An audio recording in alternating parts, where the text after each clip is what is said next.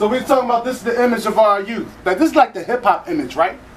The hip hop thug, yada yada yada, all that crap that the kids are doing there. And listen, I'm not really trying to, you know, downgrade or demean our children because they only know what we teach them. And you know, these industries only survive because we fill them, we continue to support them. So unless we want to see any change, we have to change the way we think economically. But I'm gonna get into all that. Yeah, you guys know this man right here? You guys know this man right here? This is T.I. Somebody said Usher. This is T.I. But he might have like an Usher appeal to him now. Because this man, you know, he's going to prison. He's been arrested for guns, drugs, all types of stuff. You know, I can remember a prior interview that he had where he talked about, he was battling another rapper, I think it was Slim Thug or something. I don't know who it was, but he was talking about read my track record, look at my felony, and his rap sheet was like 3 pages long. So this, you know, that was something that he glamorized back then. But as of late, T.I. tried to change his image. He has a reality TV show where he's trying to promote family values. He has music now geared towards telling people, listen, this is what I did in the past. I'm trying to live right now. I'm trying to do things better. I'm trying to be more family oriented. I'm trying to think about the future. I don't have to live foul no more. And Atlantic Records told him, we don't like this new family-friendly image that you have. It doesn't sell. But think about that for a second. Think about that for a second. You had a young rapper in Chicago, a young brother named Chief Keef. Didn't he just sign like a $5 million record deal? Yeah. This guy's going around telling people he's going to kill them on Twitter, bragging about or making fun of young men that have been murdered, threatening people left and right. Now, I'm not trying to talk down on the young brother because I would hope that one day to have an audience with that young brother and tell him about his leadership potential because he's definitely a young leader and he has the air of our youth. That's something that we need to take into account. But the point is, he's being promoted right now. Anybody want a cup of ice? A cup of ice. So he's being promoted right now. But T.I. told his family-friendly image is not popular. What message does that send our kids? This was from an interview in XL magazine. You know, our kids really don't know, and a lot of us don't know, the connection between the record labels and the record industry and the prison industrial complex. Philadelphia school teachers know a little bit about it. How many schools were shut down recently? 300, right? Oh, 23, I'm sorry. I keep 300. But like 3,000 jobs displaced, right? Okay. Now, all these jobs displaced. So we know, but they have money to build a prison on this side of Pennsylvania and on the other side of Pennsylvania for $400 million. We don't have money to keep schools open, but we have money to build prisons. What message is that sending? What message is that sending? Oh, we got a whole lot of Trayvon Martin to get off the street. They're a threat to our women, they're a threat to our society. That's the message that's being sent. We have to think about that for a second. Because they're, you know, the purveyors of white supremacy are not the only ones buying this. We're buying this too. How many times have you bumped into a kid, asked them for something? You gotta ask them for directions. And his reply was, shit, nigga, I don't know. We wear not knowing like a badge of honor. I don't know. Think about that for a second. Man, what you up to? Man, I don't know. What you gonna do with your life in 10 years? Man, I don't know. I'm worried about tomorrow. So you don't have a plan, huh? But the purveyors of the system of white supremacy plan 50, 25-year, 100-year increments. Yeah. The whole landscape of North Philadelphia, the whole landscape of West Philadelphia was planned 50 years ago. Yeah. Temple didn't just start this remodeling project overnight, this gentrification project overnight. University of Pennsylvania didn't just start the gentrification process overnight. The William Penn Foundation didn't just start the gentrification process over Point Breeze down in South Philly overnight. Buy houses on the block, and we're going to talk about all that, how we can get that back. Because it's there for us to take. Now, I'm not going to get into the whole spiel, but I'm going to read some of it. This is Edward Bernays, the father of propaganda. Because we've been sold a bill of goods. We've been sold a certain way of living. But let's talk about, what does he think? The conscious and intelligent manipulation of organized habits and opinions of the masses is an important element in a democratic society. Those who can manipulate this unseen mechanism of social constitute an invisible government, which is the true ruling power of our country. We are governed, our minds are molded, our tastes are formed, our ideas suggested, largely by men we have never heard of. This is a logical result of the way in which our democratic society is organized. Vast numbers of human beings must cooperate in this manner if they are to live together as a smoothly functioning society. In almost every act of our daily lives, whether it's in the sphere of politics or business, in our social conduct or ethical thinking, we are dominated by the relatively small number of persons who understand the mental processes and the social patterns of the masses. It is they who pull the wires which control the public mind. Now think about that for a second. Because this is who Hitler went to. This is his library was who Hitler picked through when he decided he was going to, create the Third Reich and lead the Third Reich. This was who Hitler went to. Let's play movies. That's why, you see those old films where people go to the movie theater, and before the movies, they show movies of the troops bombing countries and how proud we ought to be about military, giving you the propaganda of war, winning war. You guys remember in 1992 when America invaded Iraq, the first time under Bill Clinton? Do you remember how we were sold that, we went in there and kicked Saddam's ass and all this other stuff? Well, Saddam Hussein was in there telling his people, you see, we defeated the American government. Look at what we can do. Now, who was right, who was wrong, I don't know, because I wasn't there. But what I can tell you is, it was easy to sell both publics, both parties, both entities on the narrative. Power of propaganda is powerful. If you ever get a chance to research anything, research the Tavistock Institute. The Tavistock Institute. Research the Tavistock Institute. Research the origins of the schools of psychology and their purposes. Their purposes were to gather us together for group thought, group think. And if you ever got a chance to go down to see the Occupy movement, I took a class down there to see the Occupy movement, the Occupy Philly movement. When the speakers got to talk, they used tools of they used the tools of manipulation and got everybody to speak in unison, group think. And nobody in the group was the wiser. We are free, say it. And the whole crowd said, we are free. Well, if I'm free, why do I have to say it? You already know I'm free. Why do I have to mock you? Why do I have to repeat what you're saying? And the rhetoric went on and on and on. There's no wonder that movement never went anywhere. Well, it did go somewhere, actually. Because the Occupy movement were the main ones trashing things and trying to cause riots on the night of the Trayvon, of the George Zimmerman verdict. And a lot of people didn't realize that. That was the Occupy movement trashing Seattle and Oakland. That was the Occupy movement trashing parts of Miami. All right. But it was fun. It was fun as blacks rioted, and we all know that there's a secret army on deck, waiting for the day that blacks do decide to riot. We need to pay attention to that.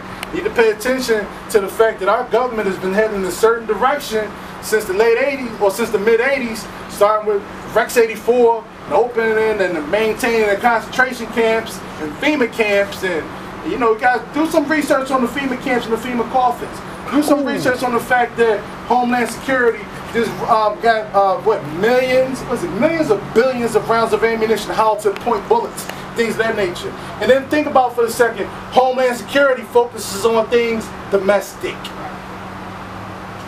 How they had zombies painted as people, so people wouldn't be afraid of the fact they were aiming at American citizens and their their drills and their little assault weapons drills. You think about that. See, perception is reality. Okay? Perception is reality. So I like to use a lot of visual aids to promote and show you how perception can be reality. Anybody know this guy's Mark Zuckerberg? Facebook. The owner of Facebook, right? Always wearing a hoodie. That's correct. Okay? Seen as some type of hero, right? Now this guy called people on Facebook dumb fuckers for putting all your information on Facebook because he shares it with the CIA, he shares it with the NSA, he shares it with all the federal and all the other federal agencies that track and monitor all our lifestyles. He shares it with all of them, openly. Trayvon Martin, he's in a hoodie. That's him. And I could have got real graphic and showed you the picture that they had of him turned up with his face. But I didn't want to do that to anybody because I hate looking at that picture. It even bothers me to see live pictures of this young man minutes before that walking around 7-Eleven. What was it, the 7-Eleven? Yeah. Live pictures of him walking around 7-Eleven wearing the same hoodie. That somehow the clerk behind the counter didn't seem to feel as though he was a threat. But George Zimmerman did. This helpless, defenseless man who was taking MMA classes for 1.5 years but didn't progress at all. At all, huh? And people bought that bullshit. You know what, right? In America today, blaming the victim is the way we do business. Blame women for rape, blame the poor child for needing lunch, blame the unemployed when they need a job, blame the kid walking home who was chased by a stranger with a gun for getting shot. Heard the juror, B-37. Trayvon's fault. Trayvon could have gone home. What law was he breaking by not going home? What right did he not have to just stand on the street? If I decided to walk down Broad Neary, I decided to walk in the middle of the night and somebody shot me, how is that my fault? I'm not allowed. Oh, you know you shouldn't have been out at Broad Neary after 12. You know how it gets out there. Oh yeah, it gets a little wild, but it's my fault somebody with a gun walked up to me and shot me. The person with the gun bears no responsibility, huh? You gotta think about that. He should have known better to do so, right? Because he was black. I'm not trying to play up this race thing, but I'm gonna just say it like this. For people who try to say things like, oh, you're playing a race card, you're race baiting. Oh, it's reverse racism. I'm calling bullshit. Because the race card is played the second you're born. The race card is on display the second you come out of the womb. That's why we sit there and look at how dark the hairs are on the child. You're supposed to stay light, whatever. You know, I didn't get too much darker, but I got melanin, I feel it, pumping. But the bottom line is, we already know from day one, we're up against the wall. And the bottom line is, unless you're black, you have no idea what it's like to wake up in a system controlled by the ideology of white supremacy. But be taught all your life that everything black is wrong, everything black is dark, everything black is gloomy, every definition of black is something foul going on with it. You see scary movies, the screen gets darker, the villain is darker. Sometimes the villain just has a hood on, no face, but it's a black face you're looking at. And then light comes into the room, the music changes, the screen lightens up. See the definitions of white, pure as a driven snuff. And you're taught your entire existence, damn. I'm up against this, huh? So it's either I ride or die. And a lot of people choose to ride. And then they end up like Jay-Z. Y'all saw the quote I had up there for Jay-Z? Jay-Z was questioned recently by Harry Belafonte as to why him and Beyonce don't contribute more to the community, why they don't contribute more to the struggle. You know what his answer was? This is going to sound a little arrogant, but my presence is charity. Just me being who I am, just like Obama. If they see me, I inspire people just by showing up.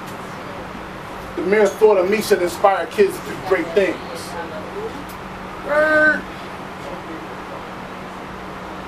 You know, if a couple other rappers were still alive today, you might not even know who Jay-Z was. I definitely don't think he was better than Big, and I know he wasn't better than Big L. That's another story. But the bottom line is, he came from the projects of Marcy. He helped gentrify his community. And then he says, my presence is charity. This is what we're up against in our own community. That's their boule mentality. And though I don't believe all of them take the oath, they all understand. They all understand and give an understanding, yeah, you're rich, yeah, you have money. Spend it, be happy. But if you ever go against the grain and speak out or perform acts against the system of white supremacy, we're going to give you a nigga wake-up call. See, since Obama's been elected, certain pockets in this country, certain vocal pockets in this country, have been, you said, the hell with covert racism. I'm just going to speak it. I'm just going to say how I feel. So, this word, the N-word, has been brandished about. This word has been just out and about. Right? Everybody wants to use it. Everybody. I need you guys to understand this. How great it must be in the system of white supremacy to be a white person for a second. That of all the ills in the world, of all the problems in the world, the number one thing at the top of your list is, how come I can't say nigga? Think about that for a second. Damn, it must be good. It's like hitting Powerball. Right? So we gotta recognize the code. Because even though the N-word is used a lot more, and we'll talk about that in a minute. People like this are used to prevent the system of white supremacy. Larry Elder. Recognize this. When the term thug is used, thug is the new N-word. Thug is the new N-word. So whenever you hear somebody talk about a thug, just know it's the new N-word. I can't say that. There used to be something up there, wasn't in New England, where they used to call black people Monday people or something. I remember that from way back in the days, because all black shows used to come on Monday. So you see, well, we don't say the N-word no more. We call them Monday people. All right? Talk about low income, we're talking about black people. Urban, black people. Underclass, black people. Minority, black people. Race bait. Oh, this is a tool. This is a tool. This is a tool to deflect the responsibility of the gains and the benefits of the system of white supremacy. You're race baiting now. Take race out of the equation and let's have a conversation. I can't. I was born black. This conversation is only being had because I'm black. So the bottom line is, we're going to have this conversation. We're going to include all the variables here. See, this is what the verdict means. Anybody ever see To Kill a Mockingbird? Okay? Anybody ever seen that? This brother won the case and was killed on his way home. Kill a Mockingbird. This man, for defending them, was ostracized from the white community. And I'm going to talk about that in a minute. These days are coming back. George Zimmerman is depicted as a human. Does he look Latino on here? What about that? Remember the movie Superman? I don't recall Superman being, you know, what is it, Carlos Kent? You know what I'm saying? It's Clark Kent. Alright? He's being depicted as a hero. He stood up for the system of white supremacy. He's been branded. Further enacted when they showed you that he got caught with another gun. And that was newsworthy material. This is what they think about Trayvon. And I'm going to tell you something. There were worse pictures that were protested and removed off of the internet. There were worse pictures than this. But this is Trayvon. This gentleman right here doesn't necessarily look white, but look at what he's doing. Rat. So now we're rats. And there was some with a chalk outline made in Skittles. Some with a buzzard flying over it. Some with a monkey with a gold chain holding an iced tea and Skittles. Oh, it was horrible. It was some much worse. There was some where somebody got knocked out and they showed Trayvon's body on the picture. Oh, there was some hateful stuff going on, some hateful things going on. And I'm showing you guys this stuff to say this. Hold on. We're going to keep going. Racism is no longer covert. Brian Sullivan.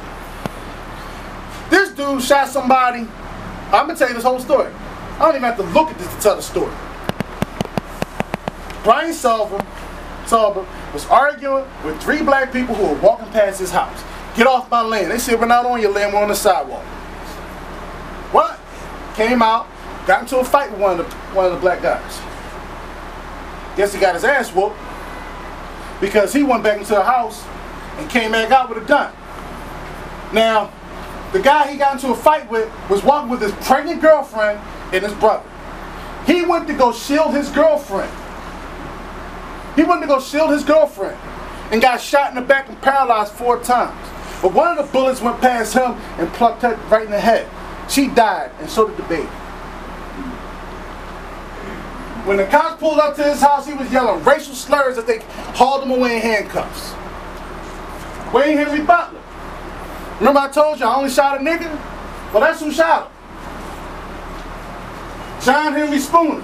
This is the guy that came out the house and told the 13-year-old taking the trash out, I'm going to teach you a lesson. All caught on tape. They're trying to say, oh, he was angry, he didn't mean it. But well, why did he try to keep shooting this young man? The gun jammed on him, so he couldn't fire a second time. The young man grabbed his chest, ran, died in the street in his mother's arms. The mother was then taken away from her dead son, put in the back of the squad car. Their house was searched for guns that wasn't there. Then Spooner was arrested. This happened in Milwaukee. So it's not just happened. This happened a month after Trayvon was shot. See the precedent that's put in play? See the precedent all over the nation. Originally, he was talking stand your ground. Riley Cooper. We're in Philadelphia, so we know who Riley Cooper is. Remember this? I will fight every nigga in here. Damn. Somebody put that on tape, huh?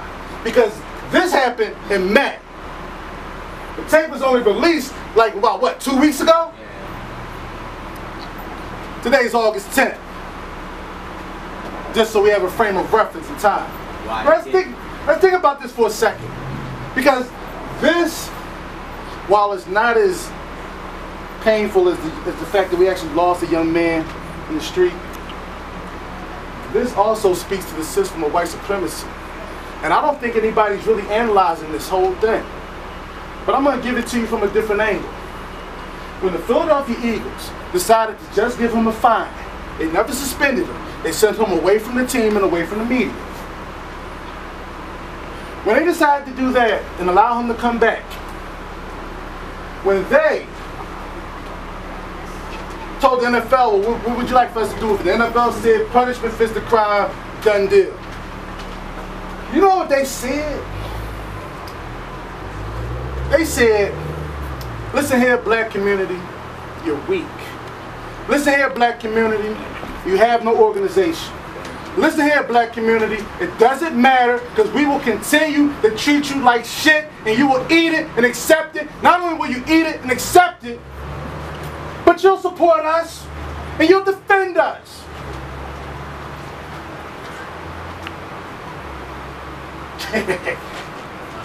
Did anybody see Deion Sanders' interview? Deion Sanders, Stephen A. Smith, Michael Irvin, Charles Barkley, all talked about how black people need to stop being racist, how black people need to stop saying the N-word, how black people are the worst races here, and we don't stop saying it. How can we expect anybody else to stop saying it? No. The bottom line is, if you're not black, you can't say it. I'm not saying, I had to personal examination, self-examination of myself and the use of the word. So I said, I'm going to stop giving people tools, ammunition to use against me. So I'm going to make a conscious effort to stop using the word. But the very same token, at no time is it ever acceptable for anybody who's not black to use that word. Now, for the black community, we need to have an internal conversation about how we handle that word. But it's nobody else's business. But the tools and the people who pervade the system of white supremacy are always trying to dictate to us how we address our issues. That was Bill O'Reilly. You need to get black women need to get their act together and stop having young children. All the crime in Chicago. You're not going to talk about the fact that, from the New Deal, all those projects were built in one area in Chicago, right across the street from the factories. You're not going to talk about that. How the factories moved out of Chicago in the late 50s and the early 60s, and how the gangs were able to take over because there was no economic structure. We're not going to talk about that. We're not going to talk about the fact that the way the system of transportation is in Chicago, if you don't live in certain areas, the jobs are very scarce. We're not going to talk about the fact that recently, within the last 10 years, how all the schools have been stripped of all the sports and programming that the kids used to go to after school. We're not going to talk about any of that stuff. No. We're going to go back to blame the victim syndrome. And I'm not saying black people are victims, but what I am saying is there's a reason for what's going on, and the results that we're seeing are symptoms of it. To tell black people that you need to get yourself together, pick yourself up. Okay, cool. We'll do that. Alright, well, how about this? How about all that land our ancestors were promised when slavery was over? How about we go back and how about we talk about the fact that we burned down the towns that were profitable, making money, that were black towns, because we didn't want because they were blacks who didn't want to survive in the system of white supremacy. How about we go talk about the fact that towns like Rosewood and Tulsa and Durham were thriving black communities, and all of a sudden we burn them down. Now we want to do integration. Integration had nothing to do with blacks and whites integrating in schools. Brown versus the Board of Education, one of the biggest farces in the history of our country. It was all about getting hold of that economic dollar, because black communities were working within themselves, and they were also they were a nation within a nation. They were about to, as a community, we were about to set up international trade. Countries saw what was happening in the black community. They saw the civil rights movement. They saw Bull Connor with the hoses and the dogs. They saw all that. They said, you know what, America? They're not as bad as you paint them to be. Because the black propaganda all over the world. The black propaganda all over the world is fierce. You go places in certain countries that you have blacks treating horrible. So these are tools and pets.